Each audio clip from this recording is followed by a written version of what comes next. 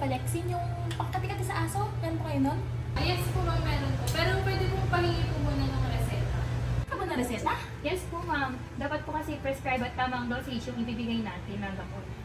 Lalo po antibiotic po yung kailangan nyo. Kailangan po ng reseta para malaman nyo po kung ano po yung tamang dose ng gamot tsaka kung gano'n nyo po katagal i-take. Ano ba tong pharmacy na to? Sa Shopee na nga lang bibili. Hindi na kailangan na reseta doon.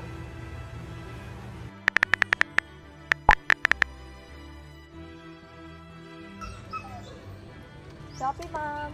Thank you! Picture po. Sige po. Alam niyo bang hindi lang sa tao issue ang AMR o antimicrobial resistance kundi pati na rin sa ating mga alagang hayop?